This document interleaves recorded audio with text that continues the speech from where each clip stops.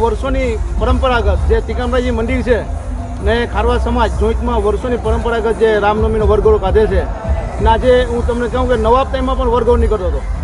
આ વરઘોડો ખારવા સમાજ અને તિકમરાય મંદિરના મંત્રી બાપુજી દ્વારા આ જાળવી રાખી છે પરંપરા. અને આ રથયાત્રામાં સમગ્ર હિન્દુ સમાજ મુસ્લિમ સમાજ બધા જોડાય છે અને ધામધૂમથી આ ઉજવે છે. અને વેરાવળમાં જાણે એવો લાગે કે અયોધ્યા જેવો માહોલ થઈ ગયો હોય. અને આમાં મુસ્લિમ સમાજ દ્વારા પણ બધી જેટલા રથયાત્રામાં શ્રદ્ધાળુ આવે છે એનો સન્માન કરે છે, હારતોળા કરે છે અને આખા રસ્તામાં ઠંડા પીણાની વ્યવસ્થા કરી બધી યુવાનો દ્વારા.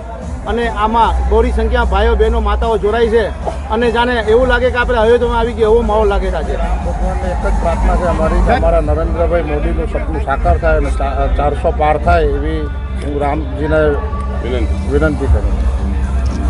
રામનવમીનો મોટામાં મોટો અમારો તહેવાર કહેવાય. વર્ષોથી પરંપરાગત અમે વરઘોડો કાઢીએ તિકમભાઈ રામેશ્વર રામ ભગવાનના મંદિર સુધી.